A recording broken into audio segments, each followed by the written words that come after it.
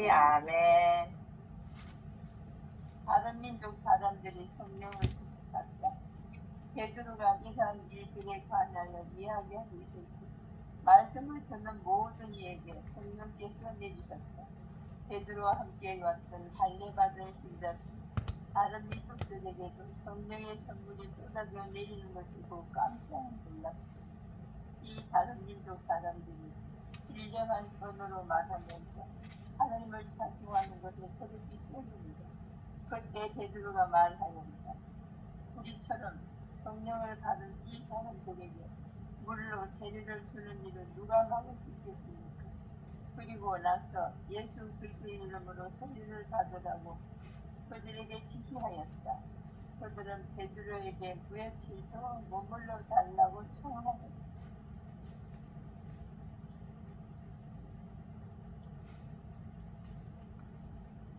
예.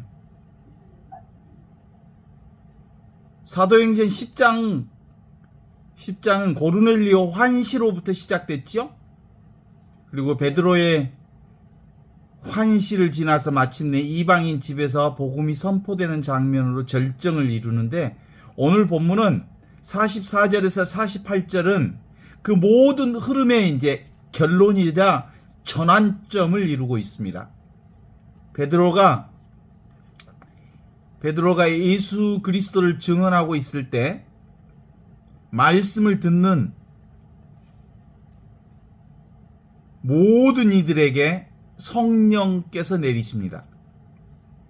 유다계 신자들은 아주 놀라고, 이방인들은 신령한 언어로 하느님의 찬송하고, 베드로는 물로 세례를 막을 이유가 없다고 선언합니다. 마지막에는 그들이 베드로에게 더 며칠 머물러 달라고 청함으로써 단순한 사건이 아니라 새로운 공동체의 시작을 열어가지요. 오늘 본문에서 가장 먼저 붙잡아야 할 표현은 베드로가 이러한 일들에 관해서 얘기하고 있을 때입니다. 아직 설교가 끝나지 않았습니다.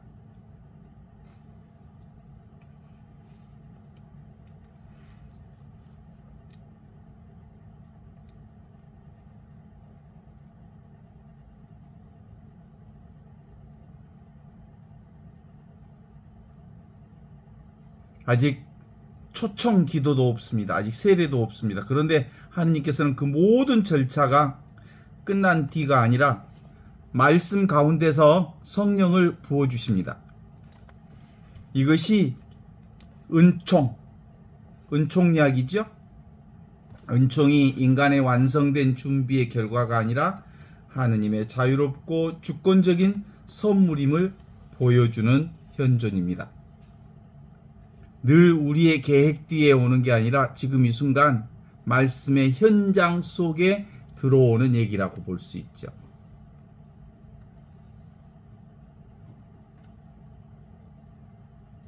성령은 특정한 한 사람에게 임하지 않습니다. 말씀을 듣는 모든 이에게 내리는 말씀이죠. 여기서 고르넬리오만이 아니라 그의 친척들, 가까운 친구들, 함께 모여있던 모든 이방인들 포함되어 있습니다. 이 표현은 복음이 폐쇄적인 영적 특권이 아니라 듣는 사람들에게 열려있는 생명의 문임을 보여주잖아요. 하느님의 현존은 늘 소수의 선택된 자들의 전유물이 결코 아닙니다.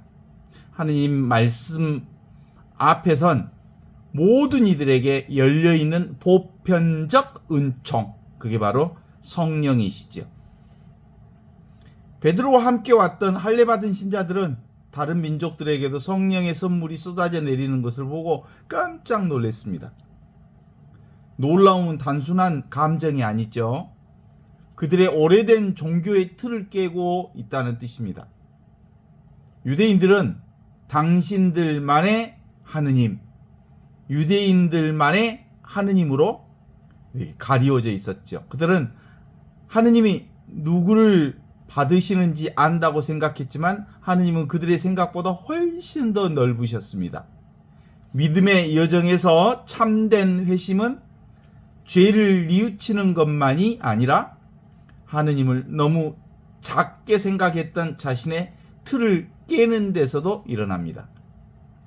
이방인들은 신령한 언어로 말하면서 하느님을 찬송하였습니다. 성령의 임재는 단순한 감정의 고향이 아니라 하느님을 향한 언어를 바꾸고 입술의 방향을 바꾸고 존재의 중심을 바꾸는 사건이라고 볼 수 있죠. 이전까지 침묵했던 입이 찬양하게 되었습니다.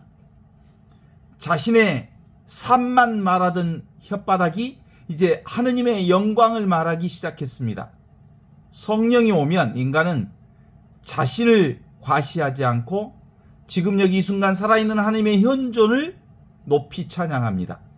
그러므로 오늘 이 본문에서 가장 중요한 것은 단순히 신령한 언어 자체보다 그 언어가 결국 하느님의 영광을 찬송하는 데 향하고 있다는 점, 이 점에 주목해야 합니다. 베드로는 이 장면을 보고 말합니다.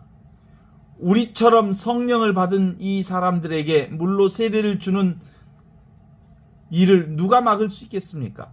이 문장은 오늘 우리가 함께 공부하는 강의의 중심 선언입니다. 베드로는 이제 자기의 권위를 앞세우지 않습니다. 결코 자기의 권위로 살지 않습니다. 그는 내가 허락하겠다라고 하지 않고 누가 막을 수 있겠습니까? 누가 막을 수 있겠느냐고 묻습니다. 이 하느님의 현존을, 이 성령을, 이미 하느님께서 하시는 일을 사람이 뒤늦게 막을 수 없다는 뜻입니다. 교회의 역할은 하느님의 은총을 독점하는 것이 아니라 하느님께서 이미 열어놓으신 문 없는 문, 길 없는 길, 이미 현존하는 하느님의 사랑과 은총과 축복과 하느님의 온전한 자비를 받아들이는 것입니다. 베드로는 그들에게 예수 그리스도의 이름으로 세례를 받으라 라고 지시합니다. 그러니까 우리가 예수 그리스도의 이름으로 세례를 받으라 라고 얘기할 때 이 언어에 사로잡히면 예수 그리스도의 이름이 따로 있는 줄 알아. 예수 그리스도의 이름이 뭐예요? 바로 지금, 바로 여기, 바로 이 순간 살아있는 그리스도 현존의 이름으로, 지금 살아계신 그리스도, 현존하신 그리스도의 이름으로 세례를 받으라 라는 말씀의 지시입니다. 이것은 성령의 내적 은총과 교회의 외적 표지가 분리되어 있지 않음을 보여주는 말씀이죠. 성령은 늘 자유롭게 임하십니다. 그렇지만 그 성령의 은총은 공동체 안에서 세례를 통해 확인되고 받아들여집니다. 하느님의 현존은 개인의 체험에만 머물지 않고 공동체적 소속과 가시적인 삶의 변화로 이어지죠. 믿음은 늘 혼자만의 비밀이 아니라 교회 안에, 교회가 뭐예요? 현존이죠. 교회로 언어로 익히지 말고 지금 여기 살아계신 그리스도가 있는 자리가 뭐예요? 교회죠. 그러니까 교회가 현존이에요. 현존. 현재 지금 여기 이 순간 살아있는 하느님의 현존 안에서 함께 살아있는 생명의 길입니다. 본문의 마지막은 매우 아름답죠. 그들은 베드로에게 며칠 더 머물러 달라고 청합니다. 성령 강림과 세례의 사건은 거기서 끝나지 않았습니다. 말씀을 더 듣고 싶고 함께 더 머무르고 싶고 관계를 더 이어가고 싶은 갈망으로 이어졌습니다. 그렇습니다. 참된 은총은 한순간의 열광으로 끝나지 않고 머뭅과 배움과 공동체의 지속으로 열매를 맺습니다. 이것이 성령 사건의 진짜 표시입니다. 성령은 현존할 수 있는 지혜와 능력과 힘이 솟아나게 해주십니다. 오늘 이 사도행전에서 보여준 하느님의 현존은 6가지로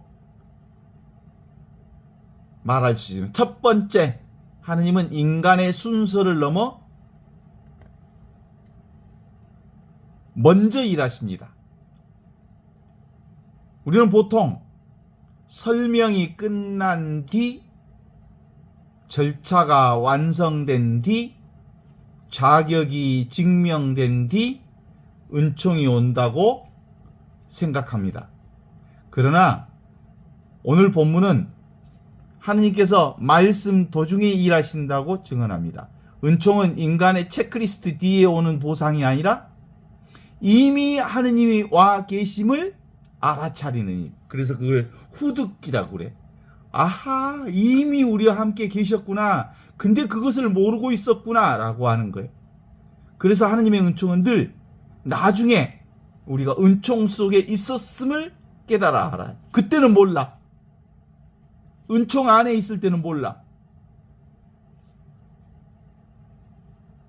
하느님은 우리가 나눈 경계를 넘어섭니다. 우리 인간은 끊임없이 나누고 분별하고 구분하고 심판하고 정죄하고 이렇듯 인간은 끊임없이 자기 기준으로 나누지요. 유대인과 이방인을 나누고 안과 밖을 나누고 성직자와 평신도를 나누고 정결과 부정을 나누고 오래된 경계가 오늘 이렇게 확 무너집니다. 성령은 사람이 그어놓은 선, 경계, 구분 자리에 갇혀 있지 않습니다. 하느님의 현존은 늘 우리의 담장 밖에서 우리를 부르십니다. 실제로 우리가 그어놓은 담장일 뿐 실제로 하느님에게는 어떤 구분도 어떤 분별도 어떤 나뉨도 어떤 경계도 없으십니다. 세 번째, 하느님은 듣는 이들 가운데 임하십니다. 많은 아는 이들이 아니라 말씀을 듣는 이들, 수용하는 이들, 받아들이는 이들, 있는 그대로 그를 품어 안는 이들에게 성령이 내렸다고 말합니다. 영성의 출발은 주장보다 경청입니다. 받아들임입니다. 수용입니다. 하느님은 자기 자신으로 가득 찬, 확신으로 가득 찬 사람보다 말씀 앞에 귀를 여는 사람에게 더 가까이 오십니다. 네 번째, 성령은 찬미를 낳습니다. 성령의 임재는 인간을 닫히게 하지 않고 열리게 합니다.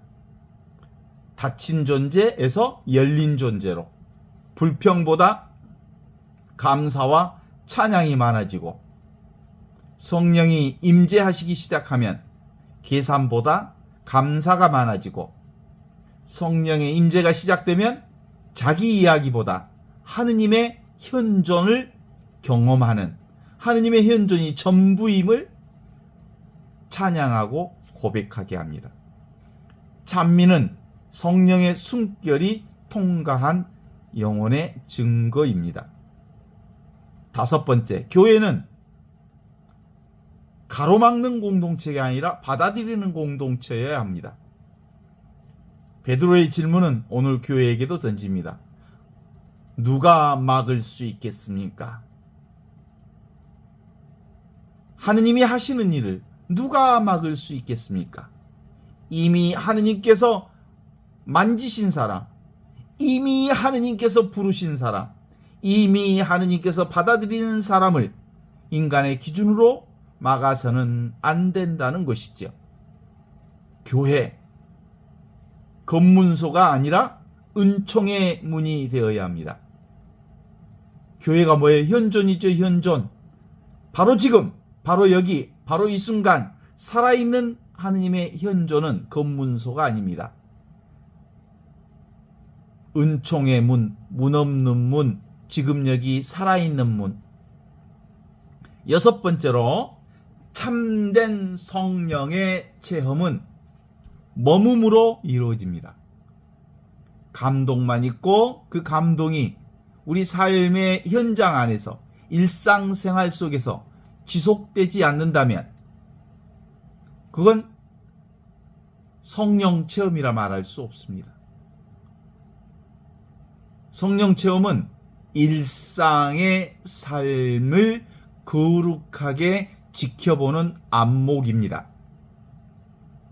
며칠 더 머물러 달라는 청으로 오늘 본문은 끝납니다. 성령의 역사 뒤에는 더 배우고 싶고 더 함께하고 싶어하는 열망, 더 더불어 함께 있고 싶은 갈망, 더 깊게 믿고 싶어하는 마음, 그것이죠.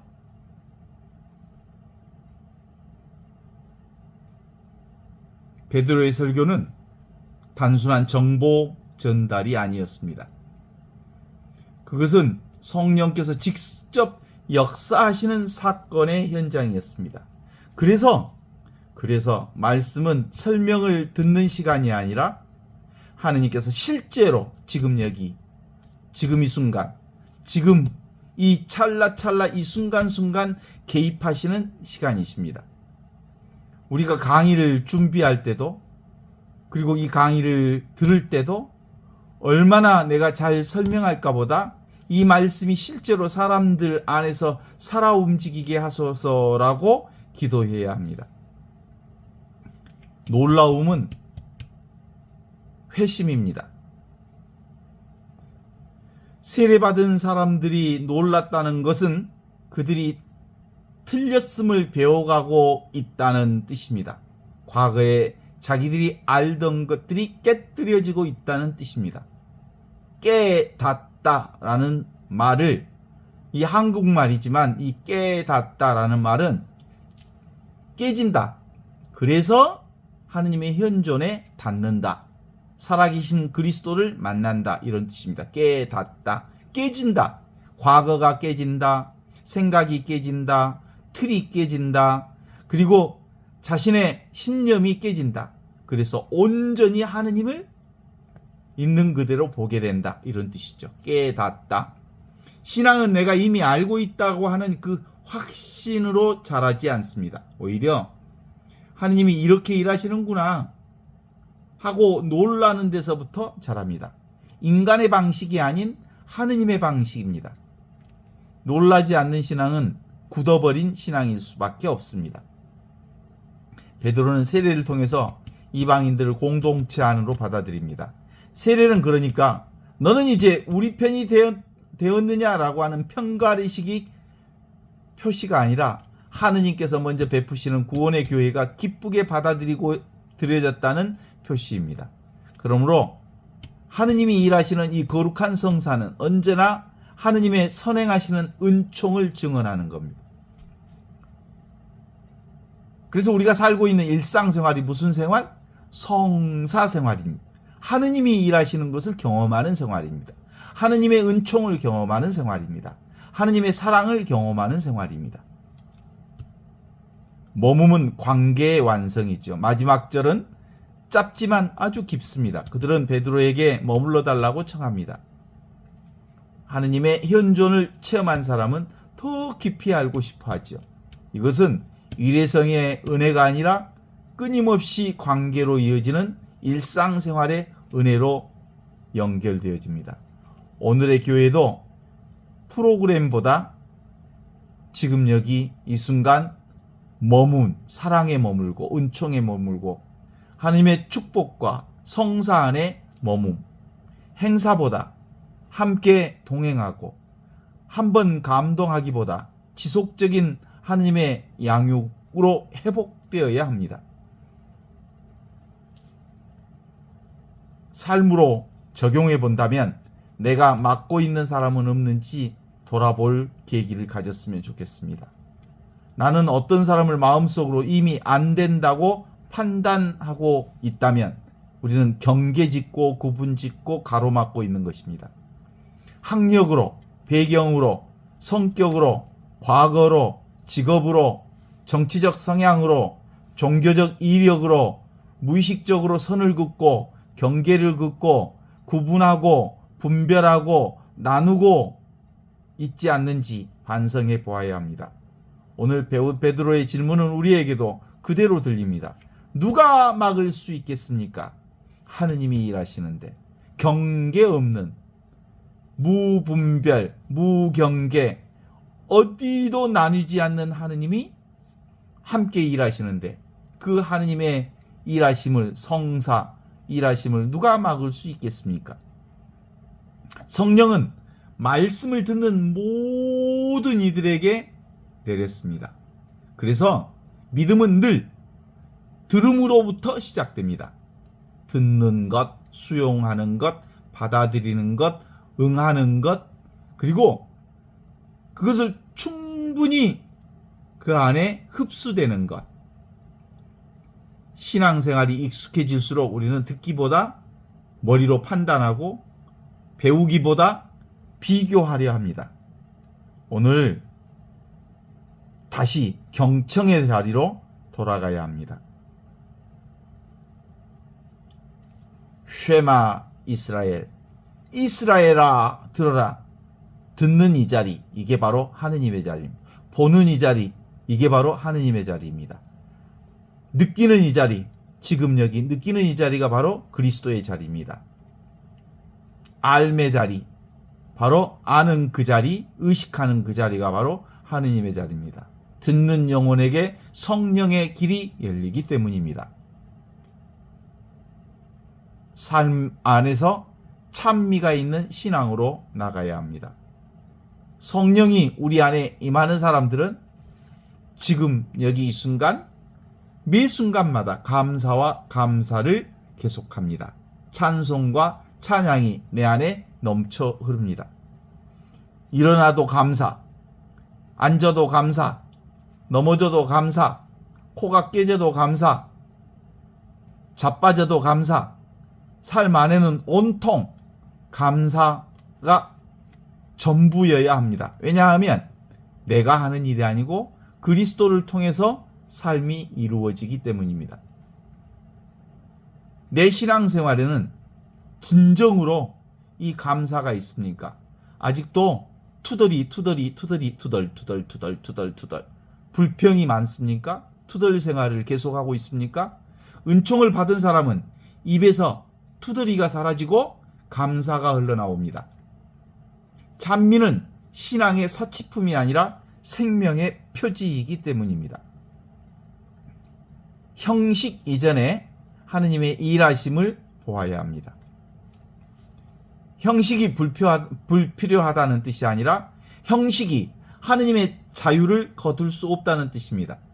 우리는 절차를 소중히 여기되 하느님께서 이미 지금 여기 이 순간 살아계신 하느님께서 지금 여기서 일하고 계신다는 것을 알아볼 수 있어야 합니다. 교회는 은총의 뒤를 따르게 해서 그것을 식별하게 하고 확인하게 하는 공동체여야 합니다. 그래서 교회는 지나온 발자국 하나하나 은총 아닌 게 없었구나 라고 함께 고백하는 공동체여야 합니다. 다섯 번째로 공동체의 문턱을 낮추어야 합니다. 세례는 공동체로 받아들이는 문입니다. 우리 공동체는 새로 오는 사람들, 새로 만난 사람들, 새로운 사람들을 따뜻하게 맞이합니까? 오래 다닌 사람만 편하고 처음 오는 사람은 이축되는 분위기라면 우리는 아직도 베드로의 질문에 다 배우지 못한 겁니다. 여섯 번째로 은총 뒤에 머금으로 선택되어야 합니다. 감동받고 성령받고 현존을 사는 사람들은 신앙이 아니라 더 머물고 더 배우고 더 깊어지는 신앙이 되어야 합니다. 말씀 한번 듣고 끝나는 것이 아니라 매 순간마다 관계를 이어가고 교회 안에서 뿌리내리고 배움과 친교 안에서 머무르는 것이 중요합니다. 오늘 우리에게 가장 중요한 인물은 사실 베드로조차 아닙니다. 성령이 주도권을 가집니다. 베드로는 그 사실을 인정하고 그냥 따라갑니다. 우리도 우리의 삶 안에서 봉사, 모임할 때 내가 이끌겠다, 내가 이끌고 있다라는 생각보다 성령께서 지금 여기서 이와 같이 이렇게 일하고 계신다 라는 겸손으로 살아야 합니다. 사도행전 10장 44절에서 48절은 교회 역사에서 가장 놀라운 장면 가운데 하나입니다. 베드로가 아직 말하고 있을 때 성령께서 내리셨고 유다계 신자들은 대단히 놀라워 했으며 이방인들은 하느님을 찬미했고 베드로는 세례를 막을 수 없다고 선언했습니다. 이 모든 것은 한 문장으로 요약됐죠. 하느님의 현존은 인간의 경계보다 높고 인간의 순서보다 앞서며 인간의 판단보다 자유롭다는 것입니다. 그러므로 오늘 우리도 물어야 합니다. 내가 맡고 있는 것, 내가 판단하는 것, 내가 구분하는 것, 내가 단죄하는 것들이 있는가? 그리고 하느님께 이미 시작한 일을 나는 기꺼이 수용하고 받아들이고 그것을 온전히 감사로 받아들이고 있는가 물어보아야 합니다. 주님, 우리가 살아오면서 끊임없이 무언가를 구분하며 살았던 우리 과거 역사들을 우리가 보면서 성령을 통해서 구분되지 않는 지금 여기 이 순간 살아계신 하느님의 현존을 사는 깨달음이 우리 안에 열리면 좋겠습니다. 우리는 흔히 하느님을 늘 과거의 기억 속에서 찾거나 미래의 희망 속에서 찾으려 하지만 과거 받았던 은총 회상하고 언젠가 다가올 구원을 기다리지만 그러나 성경 오늘 사도행전의 하느님은 언제나 지금 여기 이 순간 현재형으로 자신을 드러냅니다. 모세가 떨기나무 앞에서 들었던 하느님의 이름 역시 나는 지금 여기 있는 바 그대로 나다 라고 했던 걸 기억할 것입니다. 하느님은 나는 있었다 아니고 나는 있을 것이다 라도 아니고 하느님은 언제나 바로 지금 바로 여기 바로 이 순간 살아계신 분으로 함께 계신다 이렇게 선언하고 계십니다. 예수님께서도 하느님 나라를 미래의 사건으로만 말씀하지 않고 하느님 나라는 너희 가운데 있다 라고 말씀하셨습니다. 하느님 나라는 죽은 뒤에 가는 어떤 장소 이전에 지금 이 순간 깨어있는 사람들 안에서 드러나는 살아있는 현존이기 때문입니다. 불교의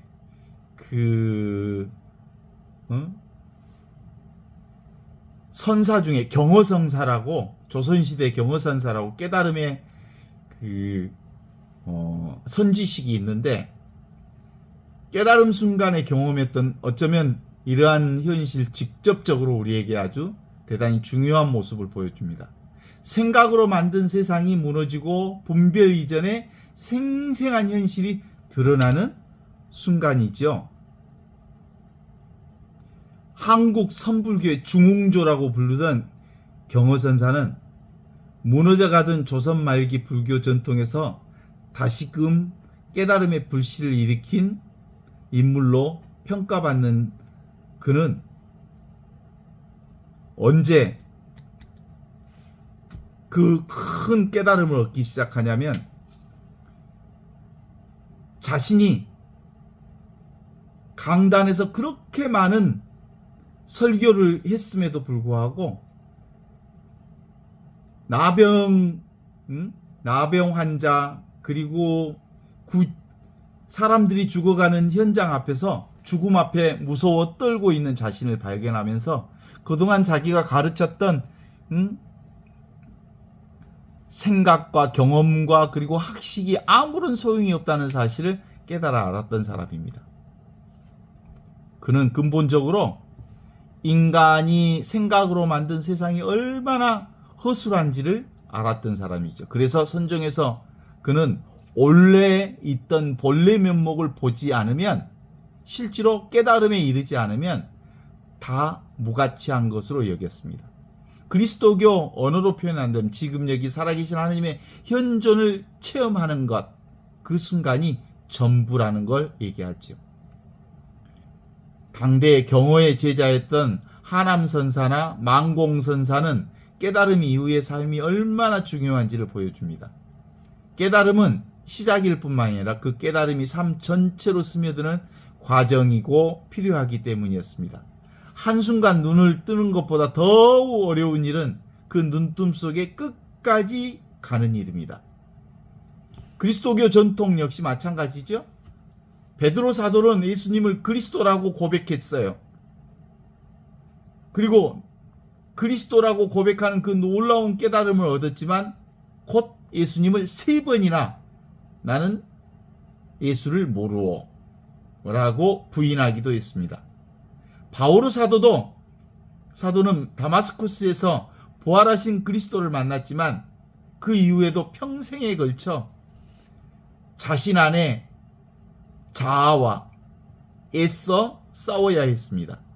깨달음은 출발점이고 그리고 그리스도로 온전히 성화되는 과정, 그건 그 깨달음이 삶 속에서 구체적으로 구현되는 여정입니다. 그래서 영성생활의 핵심은 특별한 체험을 반복해서 찾는 데 있지 않습니다. 오히려 지금 여기서 살아있는 하나님의 현존 안에 머무는 데 있습니다. 제가 매일 새벽마다 나가는 새벽 산책길에 들려오는 새소리 속에도 하느님은 현존하십니다. 영산강 물결이 햇빛을 받아 반짝이는, 이걸 윤슬이라고 그러죠. 윤슬. 햇빛에 물결이 반짝이는 순간에도 하느님은 현존하십니다. 밥을 짓는 손길 속에서도, 텃밭의 상추를 가꾸는 마음 속에서도, 누군가의 얘기를 조용히 들어주는 순간 속에서도 하느님은 이렇게 현존하십니다. 문제는 하느님이 계시지 않는 게 아니라 우리가 현존을 늘 놓치고 있다는 데 있습니다. 생각으로 사는 사람들은 늘 과거와 미래를 오고 갑니다. 과거의 후회와 걱정, 미래의 기대와 두려움이 마음을 끌고 다닙니다. 그러나 하느님의 현존은 언제나 현재 안에서만, 지금 여기서만, 이 순간에서만 만날 수 있습니다. 지금이라고 하는 이 문을 통과하지 않고서는 영혼으로 들어갈 수 없습니다. 영성은 새로운 것을 얻는 길이 아니라 이미 주어진 현실에 눈을 뜨는 것입니다. 요즘에 제가 경허선사 책을 좀 읽어보는데, 경허선사가 강조했던 직지의 정신도 결국은 멀리 있는 진리를 찾지 말고 눈앞의 현실을 보라고 초대합니다. 그렇습니다. 그리스도의 영성 역시 하느님을 멀리 있는 대상으로 찾기보다 지금 여기서 살아계신 분으로 만나야 합니다. 깨어있음은 특별한 능력이 아니거든요. 지금 숨 쉬고 있음을 아는 것, 이게 깨어있습니다. 지금 앉아 있음을 아는 것, 지금 듣고 있음을 아는 것, 지금 느끼고 있음을 아는 것, 지금 에어컨 소리를 듣고 있음을 아는 것, 지금 사랑하고 있음을 아는 것, 그리고 그 모든 순간 안에 하느님께서 살아계심을 알아차리는 것. 그래서 사막의 교부들에게서도 현대의 관상가들에게 이르는 그리스도교의 영성의 핵심도 결국 같은 자리로 우리를 초대합니다. 생각 이전 자리, 분별 이전 자리, 과거와 미래를 놓아버린 자리, 지금 여기 이 순간 살아있는 하느님의 현존 안으로 들어가는 것입니다. 그곳엔 더 이상 얻을 것도 없고 증명할 것도 없이 너무나도 자명하게 지금 이렇게 살아계십니다. 오직 존재 자체로 우리를 품고 계시는 하느님만 계십니다. 그리고 우리는 이미 그 현존 안에서 살고 있고 움직이고 있고 존재하고 있고, 그래서 깨달음이라고 하는 것은 새로운 무엇을 발견하는 것이 아니라 늘 함께 있던 하느님을 비로소 알아보는 일이죠. 영성의 완성은 특별한 곳을 도달하는 게 아니라 지금 여기 이 순간 살아있는 하느님의 현존 안에 머무르는 일입니다.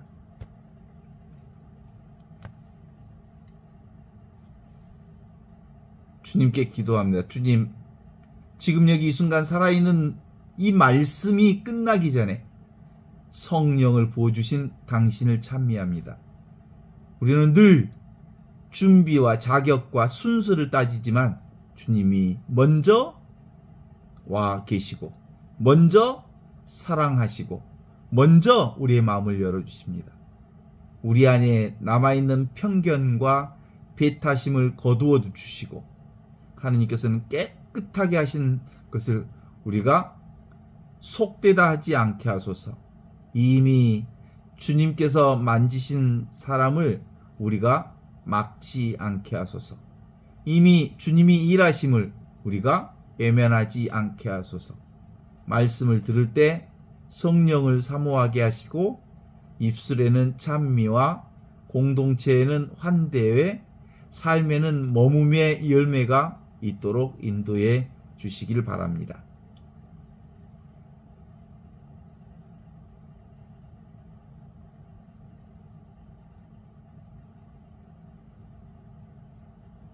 내가 지금 배운 수많은 성경 지식과 그리고 경전이 죽음 앞에서 무슨 의미가 있는가? 아무리 뛰어난 지식도 죽음을 막을 수는 없습니다. 아무리 화려한 언변도 인간 존재의 근원적인 불안을 해결해 주지는 못합니다. 살아가면서 우리는 비슷한 경험을 합니다. 많은 것을 배우고 익힙니다. 학교에서는 지식을 배우고, 사회에서는 경험을 쌓고, 교회에서는 신앙을 배웁니다. 하느님에 대한 교리를 배우고 성경 공부를 하고 신학을 연구했습니다. 그러나 죽음 앞에 다 무의로 돌아갑니다. 하느님에 대하여 아는 것과 하느님 안에 살아가는 것은 서로 다른 차원의 얘기입니다. 하느님에 관한 설명을 잘 하는 것과 지금 여기에서 하느님의 현존을 체험하는 것은 결코 같은 것이 아닙니다. 예수님 시대의 율법학자들은 그 누구보다 성경을 잘 아는 사람들이었습니다. 그러나 정작 눈앞에 계신 하느님을 알아보지 못했습니다. 반면 갈릴리아의 어부들은 학식은 부족했지만 예수님 안에서 살아계신 하느님의 현존을 만났습니다. 신앙의 핵심, 그것은 지식을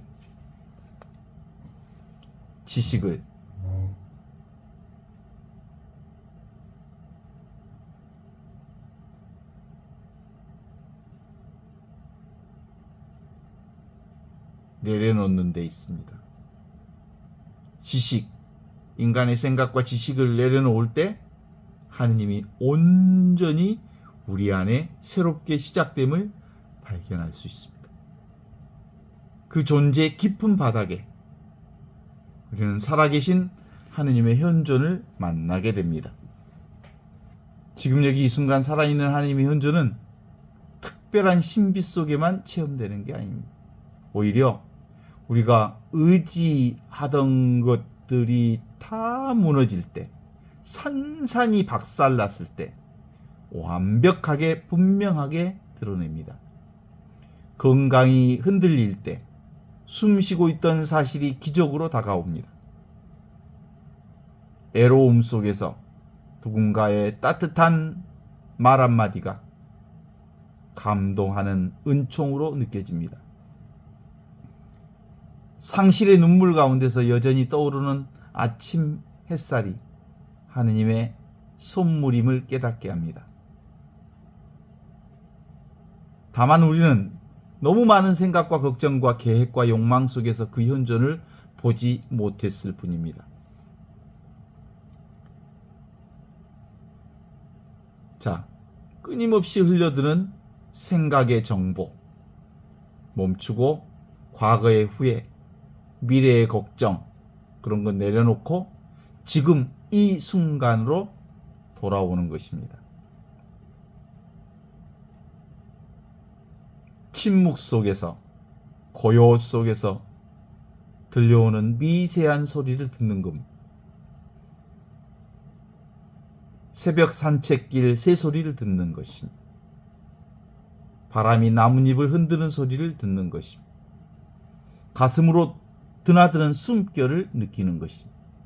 그리고 그 모든 순간에 조용히 살아계시는 하느님을 만나는 것입니다. 하느님은 먼 하늘 위에 계시는 분이 아닙니다. 내가 지금 이렇게 숨 쉬는 바로 이 숨결 안에 계십니다. 내가 지금 앉아있는 이 의자, 이 느낌 안에 계십니다. 내가 걷는 걸음 안에 계십니다. 내가 바라보는 들꽃과 강물과 구름 안에 계십니다. 우리가 지식의 한계를 넘어 진정으로 깨달음의 길로 들어갈 것이 우리 역시 관념 속의 하느님을 넘어 살아있는 하느님의 현존으로 들어가야 합니다.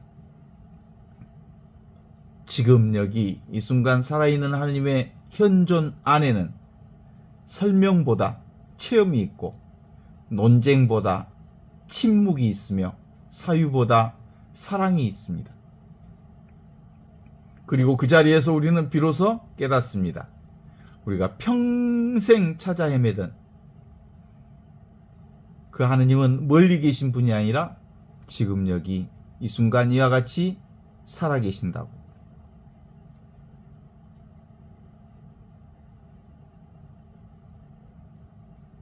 그리스도의 언어로 표현한다면 모든 것이 하느님의 현존 안에 하나로 온전하게 드러나는 체험이라고 할 수 있습니다.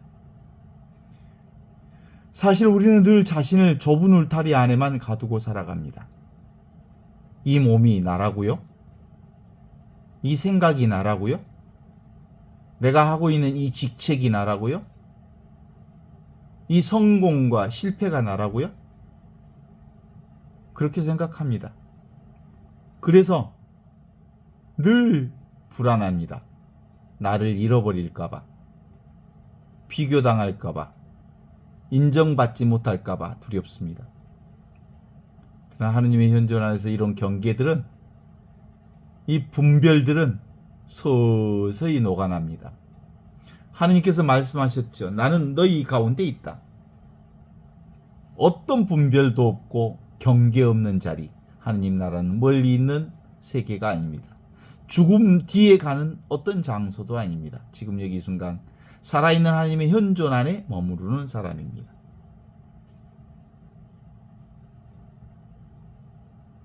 그래서 내가 사는 이 세계 전체가 내 집이라고, 우리는 모든 것이 하느님 안에 현존하고 있다는 이 사실을 깨닫게 됩니다. 무겁고 수고하고 무거운 짐을 진 사람들은 모두 다 내게로 오라. 내 짐은 가볍고 내 멍에는 편하다. 그러니 나에게로 와서 배워라. 그 내가 뭐예요? 지금 여기 이 순간 이와 같이 살아있는 그리스도 안에서 배워라. 그때 삶은 더 이상 무거운 짐이 아닙니다. 그렇죠. 해야 할 일은 여전히 있죠. 감당할 책임도 여전히 있습니다. 병도 있고 늙음도 있고 죽음도 있습니다. 그러나 그 모든 것을 떠받치고 있는 더 큰 평화가 있습니다. 그 평화는 세상이 주는 평화가 아니고 그리스도께서 우리에게 주시는 평화입니다. 예수님께서 말씀하시기를 내가 주는 평화는 세상이 주는 평화와 같지 않다. 이렇게 말씀하셨죠?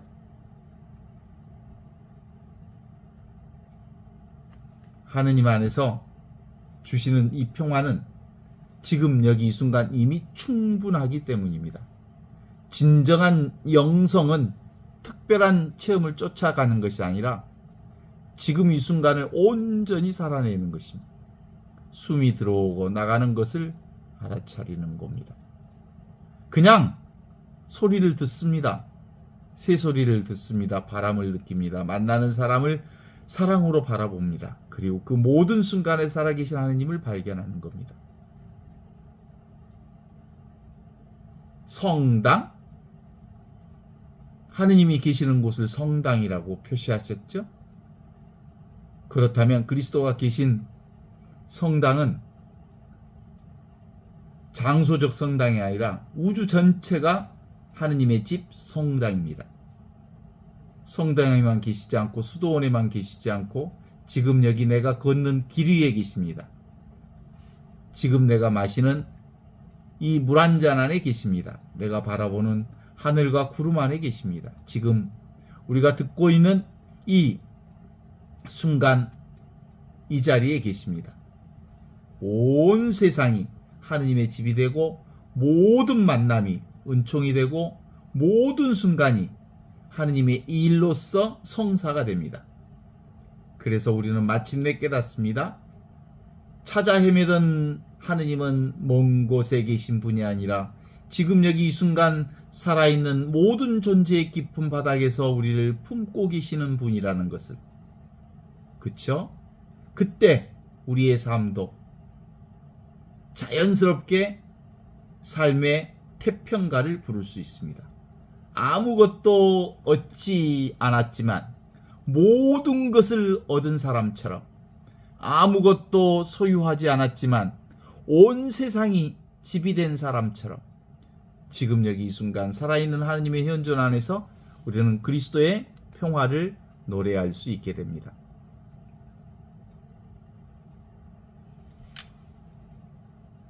이제 입술로 찬미가를 공동체가 온전히 함께 그리스도의 기쁨을 노래할 수 있게 되기를 바랍니다.